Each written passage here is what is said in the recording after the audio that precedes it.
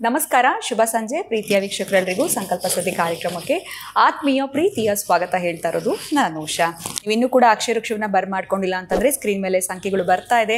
ಅಕ್ಷಯ ತೃತೀಯ ಕೂಡ ಹತ್ತಿರ ಬರ್ತಾ ಇದೆ. ಆದಷ್ಟು ಬೇಗ ನೀವು ಅಕ್ಷಯ ವೃಕ್ಷವನ್ನ ಬರ್ಮಾಡ್ಕೊಳ್ಬೇಕಾಗತ್ತೆ. ಜೊತೆಯಲ್ಲಿ ಇದ್ರ ಬಗ್ಗೆ ನಿಮಗೆ ಹೆಚ್ಚಿನ ಮಾಹಿತಿಯನ್ನು ಪಡ್ಕೊಳ್ಬೇಕು ಅಂದರೆ ಸ್ಕ್ರೀನ್ ಮೇಲೆ ಕೂಡ ಸಂಖ್ಯೆಗಳು ಬರ್ತಾ ಇದೆ. ನಂಬರ್ಸ್ಗೆ ನೀವು ಕಾಲ್ ಮಾಡ್ಬೋದು.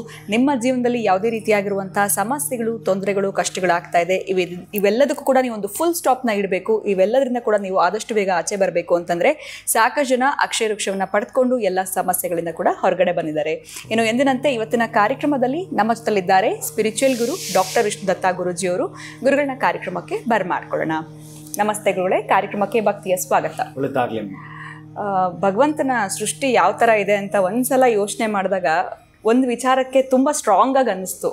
ಏನಂತಂದರೆ, ಈಗ ನಾವು ಯಾವುದಾದ್ರೂ ಒಂದು ರಿಜಿಸ್ಟ್ರೇಷನ್ಗೆ ಹೋಗಿರ್ಬೋದು, ಮಾಡಿಸ್ಕೊಳ್ಳೋದಕ್ಕೆ ಸೈಟ್ ರಿಜಿಸ್ಟ್ರೇಷನ್ಸ್ ಆಗಿರ್ಬೋದು. ಅದು ಯಾಕೆ ಎಲ್ಲರ ಕೈಲೂ ಫೋನ್ ಇದ್ದೇ ಇರುತ್ತೆ. ಈಗ ಲಾಕಿಂಗ್ ಸಿಸ್ಟಮ್ ಇಟ್ಟಿರ್ತಾರೆ. ಈ ತಮ್ಮ ಫಿಂಗರ್ನ ಯೂಸ್ ಮಾಡಿದ್ರೆ ಲಾಕ್ ಓಪನ್ ಆಗುವಂಥದ್ದಾಗಿರ್ಬೋದು. ಯಾವುದಾದ್ರೂ ಪೇಪರ್ಸ್ ಅಗ್ರಿಮೆಂಟ್ಸಿಗೆ ನಾವು ತಮ್ಮ ಇಂಪ್ರೆಷನ್ ತೊಗೊಳ್ತಾರೆ. ಸೈನ್ ಮಾಡೋಕ್ಕೆ ಬಂದರೂ ಕೂಡ ತಮ್ಮ ಇಂಪ್ರೆಷನ್ ಅನ್ನೋಂಥದ್ದು. ಬರೀ ಈ ತಮ್ಮನ್ನೇ ತೊಗೊಳ್ತಾರೆ, ಬೇರೆ ಫಿಂಗರ್ಸ್ನ ಯಾವುದು ಯೂಸ್ ಮಾಡೋದಿಲ್ಲ. ಸೊ ಇದರಲ್ಲಿ ಏನು ಅಷ್ಟು ಪವರ್ ಇದೆ ಗುರುಗಳೇ? ಯಾಕೆ ಇದನ್ನೇ ತೊಗೊಳ್ಳುವಂಥದ್ದು? ಹೇಗೆ ಇದ್ರ ಬಗ್ಗೆ ತಿಳ್ಕೊಳ್ಬೇಕು? ಪಾಸ್ಪೋರ್ಟ್ ಮಾಡಿಸಿದಾಗ ಆಗಿರ್ಬೋದು, ಅಥವಾ ಒಂದು ಅಕೌಂಟ್ ಓಪನ್ ಮಾಡುವಾಗ ಆಗಿರ್ಬೋದು, ಪ್ರತಿಯೊಂದು ಕಡೆ ಕೂಡ ಯೋಚನೆ ಮಾಡಿದಾಗ ಇದೇ ಫಿಂಗರ್ನ ಯೂಸ್ ಮಾಡುವಂಥದ್ದು. ಏನಿದು ಸೃಷ್ಟಿ ಭಗವಂತದ್ದು ಅಂತ ಗೊತ್ತಾಗಲಿಲ್ಲ. ಇದ್ರ ಬಗ್ಗೆ ಏನು ಹೇಳ್ತೀರಾ ಗುರುಗಳೇ? ಯಾಕೆ ಈ ಫಿಂಗರ್ ಅಷ್ಟು ಮುಖ್ಯ? ಇದು ಹೇಗೆ ಇಲ್ಲ ಗುರುಗಳೇ, ಯಾಕಂದ್ರೆ ನಾವು ಪ್ರತಿ ಬಾರಿ ಇದೊಂದು ಯೋಚನೆ ಬಂತು ಗುರುಗಳೇ. ಯಾಕಂದ್ರೆ ಕ್ವಶನ್ ಹುಡುಕ್ತಾ ಇದ್ದೆ, ಯಾವ ಕ್ವಶನ್ ಕೇಳೋದು, ಏನು ಕ್ವಶನ್ ರೈಸ್ ಮಾಡೋದು ಅಂತ. ಸೊ ಅದರಿಂದ ಈ ವಿಚಾರವನ್ನು ತಮ್ಮ ಮುಂದೆ ಇಟ್ಟಿದ್ದೀನಿ. ಇದು ಮೊದಲನೇ ಬಾರಿ ಕೇಳ್ತಾ ಇರೋವಂಥದ್ದು. ಓಂ ವಿಶ್ವಸ್ಮೈ ನಮಃ. ಪ್ರೀತಿಯ ಬಂಧುಗಳೇ, ಅದಕ್ಕೆ ಏನು ಪ್ರಮಾಣ ನಾವು ತೆಗೆದುಕೊಳ್ತೀವಿ ಅಂತಂದರೆ, ನೋಡಿ, ಗೆಲುವು ಅನ್ನೋದನ್ನು ಕೂಡ ಈಗ ತೋರಿಸ್ತೀವಲ್ಲ.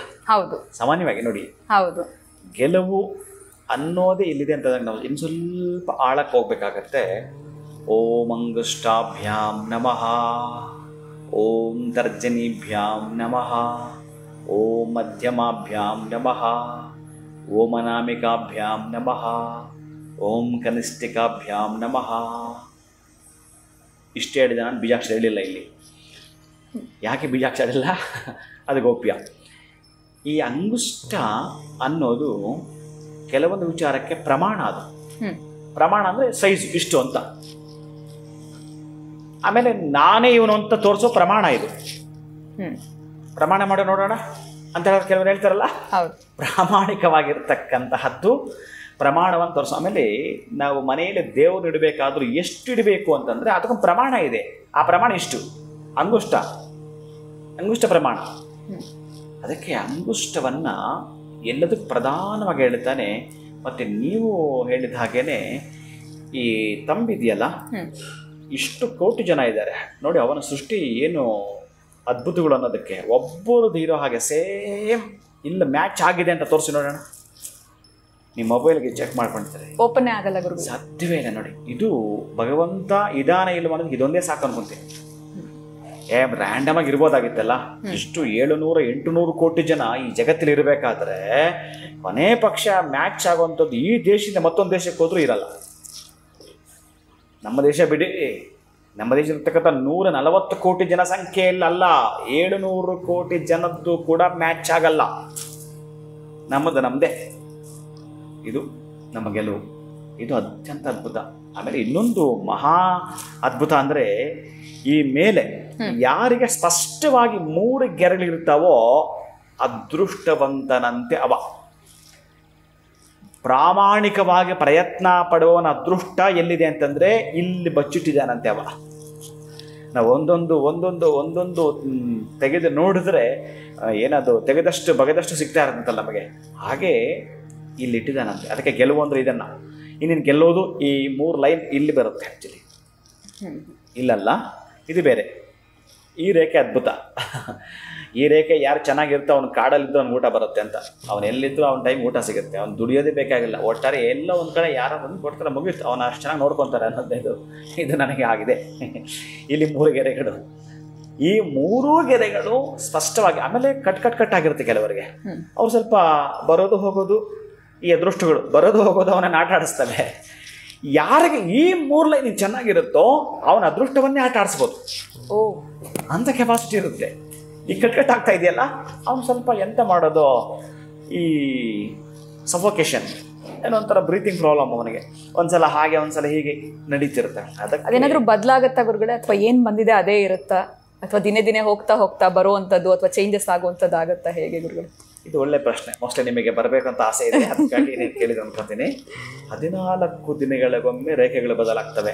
ಇದು ಶಾಸ್ತ್ರವಾಗಿರ್ತಕ್ಕಂಥದ್ದು. 14 ದಿನಗಳಿಗೊಮ್ಮೆ ಅಂತಂದರೆ ನಾವು ಮನಸ್ಸಲ್ಲಿ ಏನು ಆಲೋಚನೆ ಮಾಡ್ತಾ ಇರ್ತೀವೋ ಆ ಆಲೋಚನೆ, ಅದಕ್ಕೆ ಹೇಳೋದು ನಾವು ಬದಲಾಗಬೇಕು ಅಂತ. ನಾವು ಏನಾದರೂ ಆಗಬೇಕು ಅಂದರೆ ನಾವು ಬದಲಾದರೆ ಎಲ್ಲವೂ ಕೂಡ ಟೋಟಲ್ ಬಾಡಿ ಲ್ಯಾಂಗ್ವೇಜಿಂದ ಹಿಡಿದು, ನಿನ್ನ ಸಾತ್ವಿಕ ಆಹಾರದಿಂದ ಹಿಡಿದು, ನಿನ್ನ ನಿದ್ದೆಯಿಂದ ಹಿಡಿದು, ನಿನ್ನ ಹೇಗಿರುತ್ತೆ ಅಂತ ನಿನ್ನ ಬಿಹೇವಿಯರ್ನ ಪಾಲಿಶ್ಡ್ ಮಾಡ್ಕೊಳ್ಬೇಕು. ಯಾವಾಗ ನಮ್ಮ ಬಿಹೇವಿಯರ್ನಲ್ಲಿ ಪಾಲಿಶ್ಡ್ ಮಾಡ್ಕೊಳ್ತೀವೋ ಹಾಗೆ ಇವೆಲ್ಲ ಬದಲಾಗ್ತವೆ, ರೇಖೆಗಳೇ ಬದಲಾಗ್ತವೆ. ಯಾರೋ ಹೇಳ್ತಾರೆ ಹಣೆ ಬರದ್ಮೇಲೆ ಮುಗಿತು ಅಂತ. ಬದಲಾಯಿಸ್ಕೊಳ್ಳೋಕ್ಕೆ ಸಾಧ್ಯತೆ ನಾನು ಹೇಳ್ತೀನಿ. ನೀವು ಬದಲಾಗಿ ತಂತಾನೆ ಹಣೆ ಬದಲಾಗುತ್ತೆ. ಅದಕ್ಕಾಗಿ ಈ ರೇಖೆಗಳು ಬದಲಾಗಬೇಕಾದ್ರೂ ನೀವು ಇಷ್ಟು ದಿನ ಇತ್ತಲ್ಲ, ಏನೇನೇನೋ ಇತ್ತಲ್ಲ, ನಮ್ಮ ಕರ್ಮ ಅದು ಇದಂತ, ಇದನ್ನು ಬಿಟ್ಟು ಹೊರಗೆ ಬನ್ನಿ. ಏನು ಮಾಡಬೇಕು ಅಂತ ಡೈರೆಕ್ಷನ್ ಇದೆ, ಆ ಡೈರೆಕ್ಷನ್ ಹೋಗಿ ನೀವು ಒಟ್ಟಾರೆಯಾಗಿ ಶ್ರೀಗಂಧದ ಮರ ಅದು ಅಷ್ಟು ವರ್ಷಗಳಾದ್ಮೇಲೆ ಫಲ ಕೊಡೋದು, ಇವತ್ತು ನಾಳೆ ಕೊಡಲ್ಲ. ಹಾಗೆ ನೀವು ಇಷ್ಟು ವರ್ಷಗಳು ವೇಸ್ಟ್ ಮಾಡಿದ್ದೀರಿ, ದೊಡ್ಡ ಅನುಭವಿಸಿದ್ದೀರಿ, ತಲೆನೋವು ಮಾಡಿದ್ದೀರಿ, ಮತ್ತೊಂದು ಇನ್ನೊಂದು ಮಾಡಿದ್ದೀರಿ. ಈಗ ಬನ್ನಿ, ನಿಮ್ಮಲ್ಲಿ ಬದಲಾಗುತ್ತೆ. ಆ ಕಟ್ಕಟ್ಟಾಗ್ತಿರೋದು ಕೂಡ ನೇರ ಬರಲಿಕ್ಕೆ ಸಾಧ್ಯವಿದೆ, ಸ್ಪಷ್ಟವಾಗಿರುತ್ತೆ. ಅದೃಷ್ಟ ನಿಮ್ಮನ್ನು ಹುಡುಕಿ ಬರುತ್ತೆ. ನೀವು ಕೂಡ ಅದೃಷ್ಟವನ್ನು ಆಟ ಆಡಿಸ್ಲಿಕ್ಕೆ ಸಾಧ್ಯವಿದೆ. ಆ 3 ಗೆರೆಗಳು ಶಿವನ ಅದ್ಭುತವಾಗಿರತಕ್ಕಂತಹ ಸಾತ್ವ ತಮೋ ರಜ ಅದು ಬಂತು ಅಂತಂದರೆ ಅದ್ಭುತಗಳು ನಡೆದು ಹೋಗ್ತವೆ, ಖುಷಿಯಾಗಿರುತ್ತವೆ. ಆತನೇ ಲಕ್ಕಿ ಪರ್ಸನ್ ಆಗಿರ್ತಾನೆ. ಖಂಡಿತ ಗುರುಗಳು, ಎಲ್ಲ ವಿಡಿಯೋ ನೋಡ್ತಾ ಈಗ ಅವರ ಒಂದು ಬೆರಳುಗಳನ್ನ ನೋಡ್ಕೊಳ್ಳೋದಕ್ಕೆ ಶುರು ಮಾಡಿರ್ತಾರೆ. ಅದರ ಜೊತೆಯಲ್ಲಿ ಈ ಒಂದು ತಮ್ಮ ಇಂಪ್ರೆಷನ್ನು ಯಾವುದೇ ಊರು ಅಥವಾ ದೇಶಕ್ಕೆ ಹೋದ್ರೂ ಕೂಡ ಮತ್ತೊಂದು ಖಂಡಿತವಾಗ್ಲೂ ಸಿಗೋದಿಲ್ಲ. ಅದು ನೀವು ಹೇಳಿದ್ಮೇಲೆ ನಾವು ಯೋಚನೆ ಮಾಡಿದಾಗ ಹೌದು ನಿಜ ಅಂತ ಅನ್ನಿಸ್ತು. ಅದ್ಭುತವಾಗಿರುವಂಥ ವಿಚಾರ, ಜೊತೆಗೆ ಸಕ್ಸಸ್ನ ಕೂಡ ನಾವು ಹೀಗೆ ತೋರಿಸ್ತೀವಿ. ಸೊ ಎಷ್ಟು ಇಂಪಾರ್ಟೆಂಟ್ ಈ ಫಿಂಗರ್ದು ಅನ್ನೋದ್ರ ಬಗ್ಗೆ ನಿಮ್ಗೆ ತಿಳಿಸ್ಕೊಟ್ರಿ. ಧನ್ಯವಾದಗಳು, ನಮಸ್ಕಾರ. ಹರೇ ಶ್ರೀನಿವಾಸ. ಸೊ ನೀವು ಕೂಡ ಎಲ್ಲರೂ ಆ 3 ಗೆರೆಗಳು ನಿಮ್ಮ ಒಂದು ಬೆರಳುಗಳಲ್ಲಿ ಇದೆಯಾ ಇಲ್ವಾ ಅಂತ ಚೆಕ್ ಮಾಡ್ತಾ ಇದ್ದೀರಾ. ಸೊ ಅದೃಷ್ಟವನ್ನು ನೀವು ಆಟ ಆಡಿಸ್ಬೇಕು ಅಂತಂದರೆ ಆ 3 ಗೆರೆಗಳು ನಿಮ್ಮ ಬೆರಳುಗಳಲ್ಲಿ ಇದೆಯಾ ಅನ್ನೋದನ್ನ ನೋಡ್ಕೊಳ್ಬಹುದು ಅಂತ ಹೇಳ್ತಾ ವಿಡಿಯೋನ ಮುಗಿಸುವಂತಹ ಸಮಯ ಆಗಿದೆ. ನಮಸ್ಕಾರ.